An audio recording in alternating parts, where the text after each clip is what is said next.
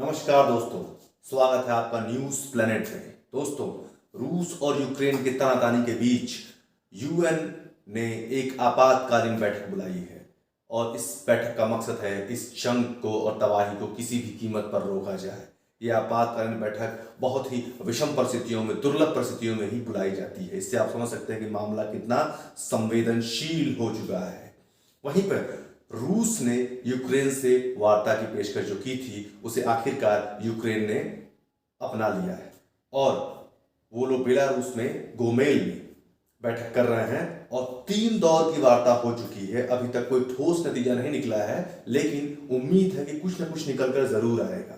जो पुतिन की चिंता है, जो सूत्रों के हवाले से खबर मिल रही है, उसके अनुसार असली बात यह है कि पुतिन जो है सुरक्षा की गारंटी चाहते हैं। वो नहीं चाहते हैं कि यूक्रेन नाटो की गोद में जाकर बैठ जाए और बाद में उनकी धरती से सटे हुए जो सीमा रेखा है वहां तक नाटो की पहुंच हो जाए।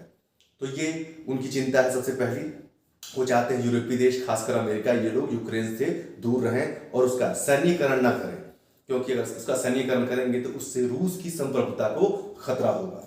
वहीं पर यूक्रेन के राष्ट्रपति ने भारत का भी धन्यवाद दिया है, क्योंकि भारत ने भी यूक्रेन का काफी इस मामले में सहयोग किया। और भारतीयों की जहां तक बात है, मोदी जी और हमारे देश की जो गवर्नमेंट है वो लगातार हमारे छात्रों को वहां से निकाल रहे हैं। और कुछ छात्रों के ऐसे बयान भी आए हैं कि जब भी वो सीमा रेखा से सटे हुए देशों से गुजर रहे हैं तो अगर उनके साथ भारतीय झंडा लोग देख रहे हैं, दूसरे देश के लोग, तो वो उनको आसानी से जाने दे रहे हैं।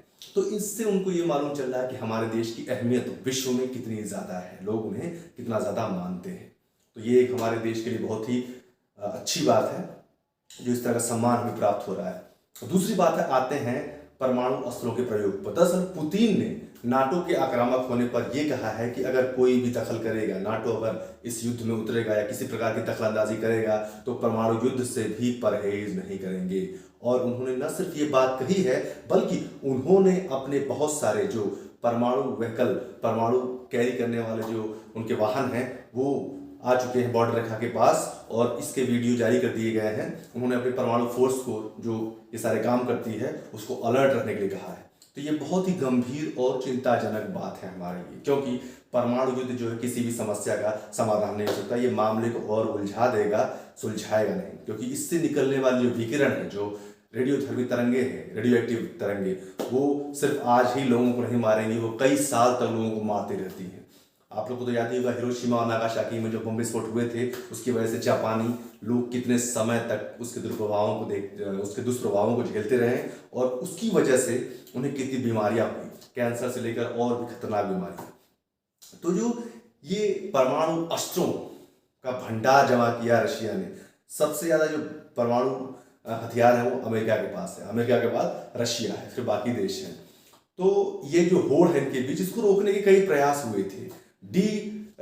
डिसआर्मेंट जिसे कहते हैं, निशस्त्रीकरण, शस्त्रों को खत्म करना, रोकना। इसके लिए सबसे पहले 1991 में रूस और यूएसए के बीच में स्टार्ट संधि हुई थी। स्टार्ट एक संधि हुई थी जिसके तहत उन्हें हर साल अपने लगभग 2000 शस्त्र डिस्ट्रॉय करने थे, लेकिन ये हुए नहीं।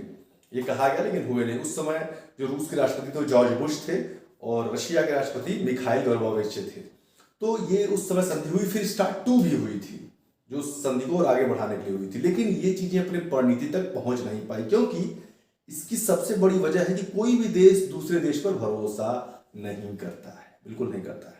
इसीलिए, और परमाणु बम की जहां तक ताकत की बात है, इसकी रेंज 1.5 किलोमीटर तक होती है। 1.5 किलोमीटर तक का इलाका बिल्कुल साफ हो जाता है। जिस तरह के बम हिरोशिमा और नागासाकी पर गिरे थे, उस तरह के, उससे कई गुना भयंकर, लगभग 60,000 से ऊपर ही परमाणु बम इस समय दुनिया में मौजूद है। 60,000।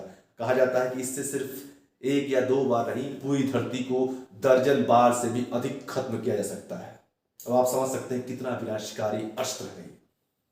और उस पर अमेरिका ने इसका एक और विकसित फार्मूला बनाया, न्यूट्रॉन बम। दोस्तों, न्यूट्रॉन बम इतना खतरनाक होता है कि इसको स्पेसिफिकली इस टाइप से डिजाइन किया गया है कि ये ऐसी चीजों को नहीं मारती जिनके अंदर जीवित या प्राण नहीं होते हैं, जीवन या प्राण नहीं होते। ये ऐसी चीजों को मारती है जिनके अंदर जीवन होता है। मतलब इसका असर सिर्फ इंसानों पर, पशु पक्षियों पर और पौधों, जीव जंतुओं पर और वनस्पति पर पड़ेगा जिनके अंदर जान है, किसी तरीके का जीव है। और जो आपकी जो भी बिना जीव वाली चीज़ें हैं, जैसे लकड़ी, सोफा, मेज, मकान, दुकान, इन पर इसका ज़्यादा असर नहीं पड़ेगा। ये स्पेसिफिकली बनाया गया लोगों को मारने के लिए। ये बहुत ही शर्म की बात है कि इंसान होते हुए भी लोग ऐसे बम विकसित कर रहे हैं जो उन इंसानों या जीव चीज़ों को मारने के लिए काम में लाया जा सकता है। ये बहुत ही खतरनाक है और ये परमाणु बम से भी खतरनाक है। परमाणु बम में रेशियो होता है कि अगर अटैक होगा तो एक घायल होगा, एक मरेगा, 3 घायल होंगे। 1.3 का रेशियो है, एक मरेगा 3 घायल होंगे। लेकिन न्यूट्रॉन बम में ये उल्टा है, यहाँ पर 3 मरेंगे और 1 घायल होगा। अब आप समझ सकते हैं कि न्यूट्रॉन बम कितना खतरनाक है हमारी मानव जाति के लिए। तो ये बहुत ही सीरियस और गंभीर मुद्दा है। इस मुद्दे को लोगों को बहुत ही शांति से और बहुत ही धीरज से सुलझाना चाहिए। रूस का जो अब प्रोग्राम है, रूस पीछे नहीं हटना चाहता है। रूस अपनी स्थिति वो नहीं करना चाहता है जो अमेरिका की वियतनाम में हुई थी। जिस तरह से अमेरिका को शर्मिंदगी के साथ वियतनाम से निकलना पड़ा था, उस तरह से रूस यूक्रेन से नहीं निकलना चाहता है। वो जाना चाहता है, अगर जाएगा भी तो पूरी इज्जत के साथ, क्योंकि उसने जंग शुरू की है। जंग लोग क्यों शुरू करते हैं? कुछ हासिल करने के लिए, कुछ प्राप्त करने के लिए। ये तो नहीं ना कि हम लड़ाई की, बिना कुछ लिए हम छोड़ के चले जाएंगे। क्योंकि सारे देश इंडिया की तरह होते नहीं हैं। क्योंकि हमने पाकिस्तान को उसका जीता हुआ प्रदेश भी वापस कर दिया और सैनिकों को भी वापस कर दिया, और बाद में हमें मिला क्या? सिर्फ धोखा, लगातार धोखे पे धोखा। इसलिए रशिया ऐसा नहीं करेगा, क्योंकि कोई भी ऐसा नहीं करता है। तो इस तरह से इस युद्ध का परिणाम कुछ दिनों में निकलने की उम्मीद जताई जा रही है और हम लोग भी आशा करते हैं कुछ दिनों में इस युद्ध का परिणाम निकल ही जाएगा। तब तक के लिए आप देखते रहिए न्यूज़ प्लैनेट।